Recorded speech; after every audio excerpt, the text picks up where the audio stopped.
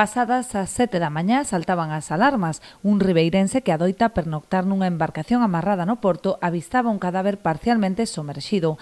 Tras dar aviso aos servizos de emerxencia, ata o lugar desprazáronse varias patrullas da Policía Local e Nacional, Garda Civil, así como os bombeiros e Salvamento Marítimo, que participaron na recuperación do corpo.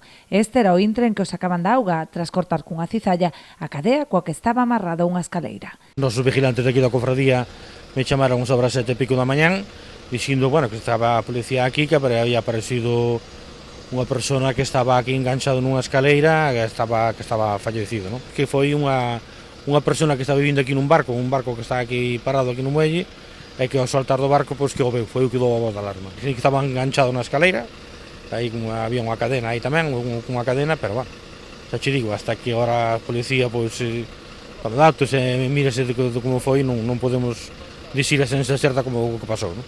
O falecido Amador Orellán, duns 40 anos de idade, era natural de Ribeira, aínda que levaba tempo residindo no municipio veciño do Porto do Son. Acabamos de chegar aquí o irmán do fallecido, e xa sabemos a identidade onde é, non? A persona esta. Pois nada, sabemos que non era socio da nosa cofradía, que non estaba indo a mar, e as circunstancias non as sabemos, acaban de levantar o cadáver ao juez, e claro, estamos esperando as noticias a ver de quen pode ser, non? A Policía Nacional mantén aberta a investigación para esclarecer as extrañas circunstancias en que se produciu a morte. Ata o momento non se descarta ningunha hipótese, aínda que os máis achegados creen que puido tratarse dun suicidio, posto que non era a primeira vez que tentaba acabar coa súa vida.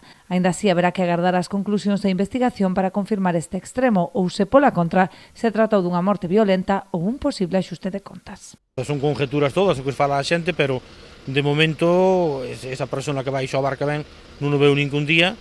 Nos supoñemos que a tragedia que sucedeu esta noite, porque non antes esa persona que baixa todos os días sube a baixa e non se veu, pois todos son suposicións, non sabemos aínda nada.